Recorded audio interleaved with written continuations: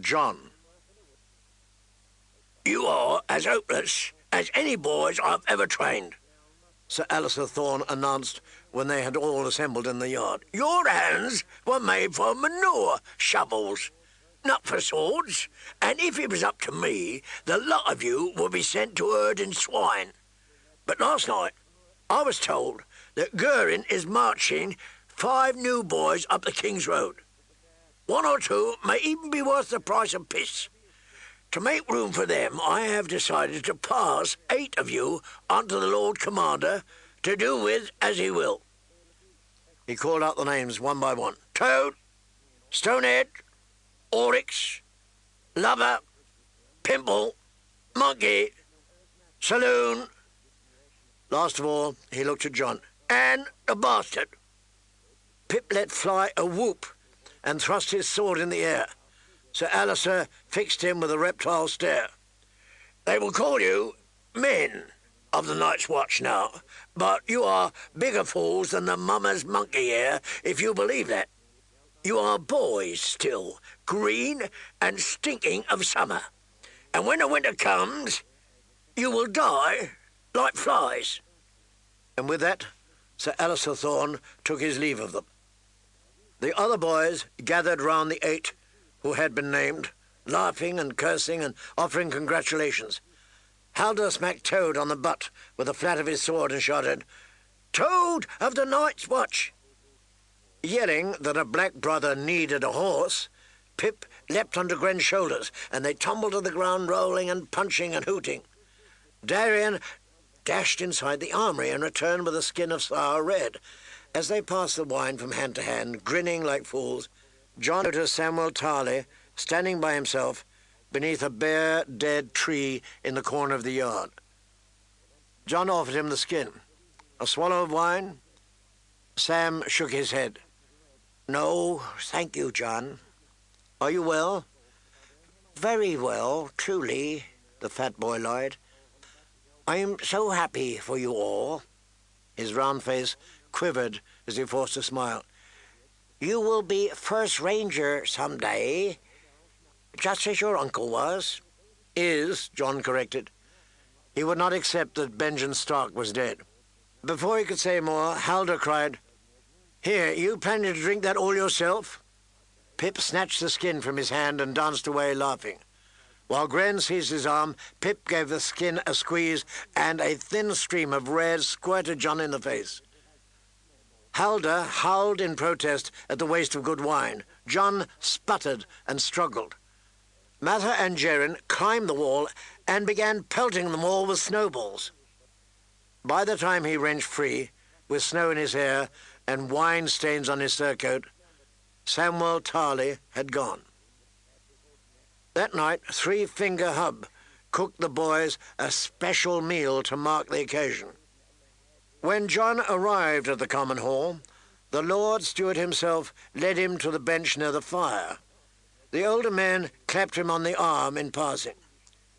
The 8 soon-to-be brothers feasted on rack of lamb baked in a crust of garlic and herbs, garnished with sprigs of mint, and surrounded by mashed yellow turnips swimming in butter.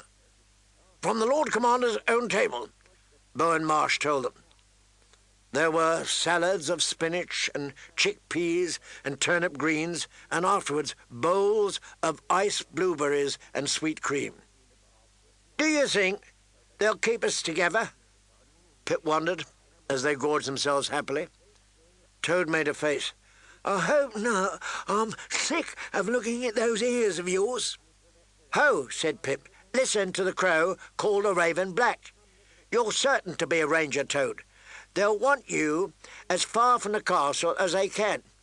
If Mance Raider attacks, lift your visor and show your face, and he'll run off screaming." Everyone laughed but Gren. "I hope I'm a ranger." "You and everyone else," said Mather. Every man who wore the black walked the wall, and every man was expected to take up steel in its defence. But the Rangers were the true fighting heart of the Night's Watch. It was they who dared to ride beyond the wall, sweeping through the haunted forest and the icy mountain heights west of the Shadow Tower, fighting wildlings and giants and monstrous snow bears. "Not everyone," said Halder. "It's the builders for me. What use would rangers be if the wall fell down?" The order of builders provided the masons and carpenters to repair keeps and towers, the miners to dig tunnels and crush stone for roads and footpaths, the woodsmen to clear away new growth, wherever the forest pressed too close to the wall. Once, it was said, they had quarried immense blocks of ice from frozen lakes deep in the haunted forest, dragged them south on sledges so the wall might be raised even higher. Those days were centuries gone, however. Now it was all they could do to ride the wall from Eastwatch to the Shadow Tower, watching for cracks or signs of melt, or making what repairs they could. "The old bear's no fool," Darien observed.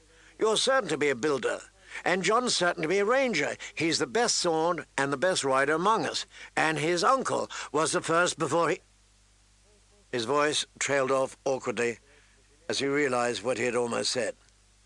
"Benjen Stark is still first ranger," Jon Snow told him, toying with his bowl of blueberries. The rest might have given up all hope of his uncle's safe return, but not him. He pushed away the berries, scarcely touched, and rose from the bench. "Aren't you going to eat those?" Toad asked. "They're yours." Jon had hardly tasted Hobb's great feast. "I could not eat another bite." He took his cloak from his hook near the door and shouldered his way out. Pip followed him. "Jon, what is it?" "Sam," he admitted. "He was not at table tonight." "It's not like him to miss a meal," Pip said thoughtfully. "Do you suppose he's taken ill?" "He's frightened. We're leaving him." He remembered the day he had left Winterfell, all the bittersweet farewells, Bran lying broken, Robb with snow in his hair, Arya raining kisses on him after he'd given her needle. Once we say our words, we all have duties to attend to. Some of us may be sent away to Eastwatch or the Shadow Tower. Sam will remain in training with the likes of Rast and Cougar and all these new boys who are coming up the King's Road. God only knows what they will be like, but you can bet Sir Alliser will send them against him first chance he gets. Pip made a grimace. "You did all you could." "All we could. Wasn't enough," Jon said. A deep restlessness was on him as he went back to Harden's Tower for Ghost. The direwolf walked beside him to the stables.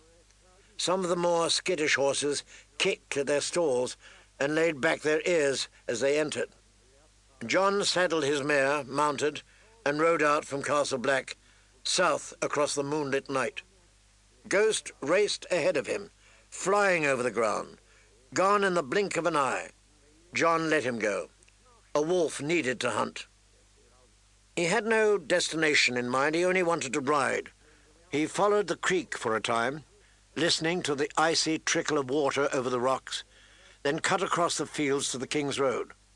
It stretched out before him, narrow and stony and pocked with weeds.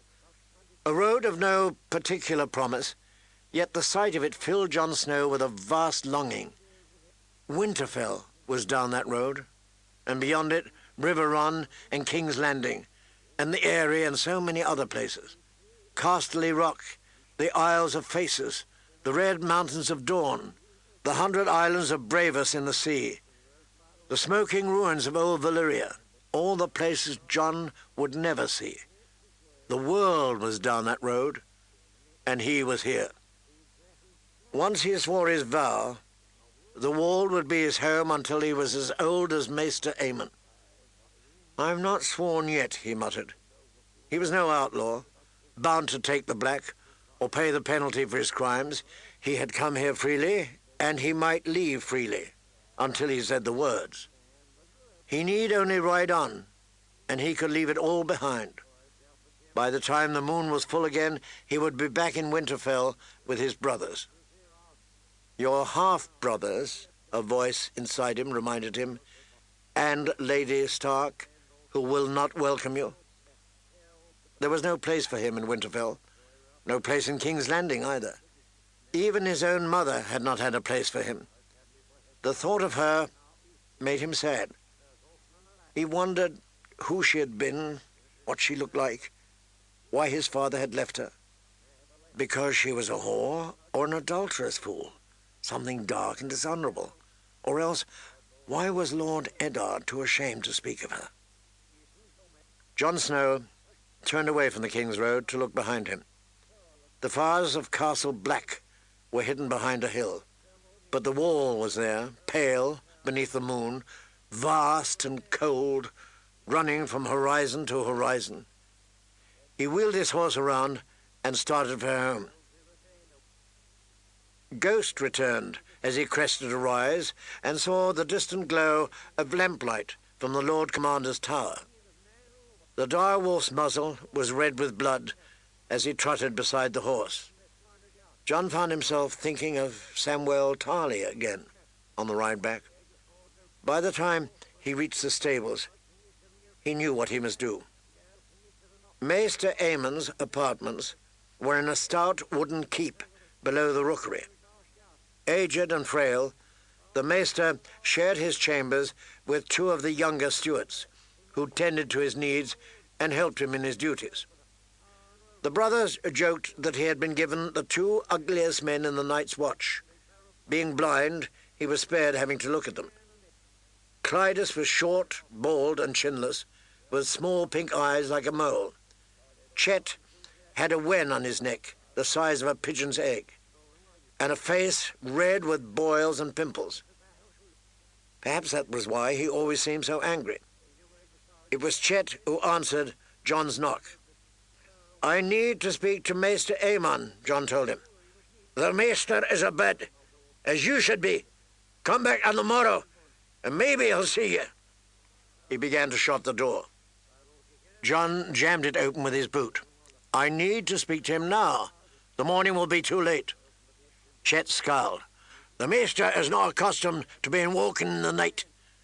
Do you know how old he is?" "Old enough to treat visitors with more courtesy than you," Jon said.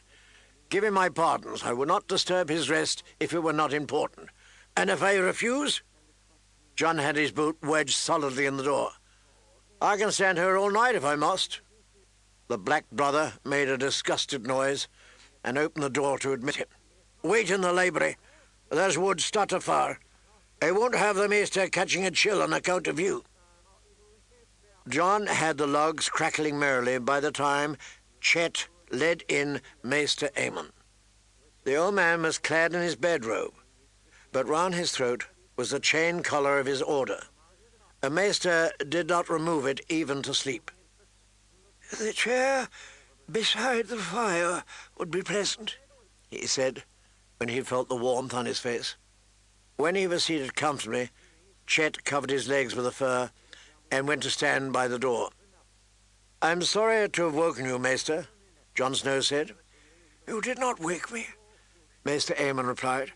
"I find I need less sleep as I grow older, and I'm grown very old. I often spend half the night with ghosts, remembering times 50 years past, as if it were yesterday. The mystery of a midnight visitor is a welcome diversion. So tell me, Jon Snow, why have you come calling at this strange hour?" "To ask that Samwell Tarly be taken from training and accepted as a brother of the Night's Watch." "This is no concern of Maester Aemon's," Chet complained. "Our Lord Commander has given the training of recruits into the hands of Sir Alliser Thorne," the Maester said gently. "Only he may say when a boy is ready to swear his vows, as you surely know. Why then come to me?" "The Lord Commander listens to you," Jon told him, "and the wounded and the sick of the Night's Watch are in your charge." "And is your friend Samwell wounded or sick?" "He will be," Jon promised, "unless you help."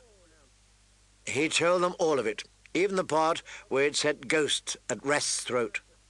Maester Aemon listened silently, blind eyes fixed on the fire, but Chet's face darkened with each word. "Without us to keep him safe, Sam will have no chance," John finished. "He's hopeless with a sword. My sister Arya could tear him apart, and she's not yet 10. If Sir Alistair makes him fight, it's only a matter of time before he's hurt or killed." Chet could stand no more. "I've seen this fat boy in the common hall," he said. "He is a pig, and a hopeless craven as well, if what you say is true." "Maybe it is, sir," Maester Aemon said. "Tell me, Chet, what would you have us do with such a boy?" "Leave him where he is," Chet said. "The wall is no place for the weak. Let him train until he's ready, no matter how many years that takes. Sir Alistair shall make a man of him or kill him as the gods will." "That's stupid," John said. He took a deep breath to gather his thoughts. "I remember once I asked Maester Luwin why he wore a chain around his throat." Maester Aemon touched his own collar lightly, his bony, wrinkled fingers stroking the heavy metal links. "Go on." "He told me that a maester's collar is made of chain to remind him that he is sworn to serve," John said, remembering. "I asked why each link was a different metal. A silver chain would look much finer with his grey robes," I said. Maester Luwin laughed. "A maester forges his chain with study," he told me. "The different metals are each a different kind of learning. Gold for the study of money and accounts, silver for healing, iron for warcraft." And he said there were other meanings as well. The collar is supposed to remind a maester of the realm he serves. Isn't that so? Lords are gold and knights steel, but two links can't make a chain. You also need silver and iron and lead, tin and copper and bronze and all the rest. And those are farmers and smiths and merchants and the like. A chain needs all sorts of metals, and a land needs all sorts of people." Maester Aemon smiled. "And so?"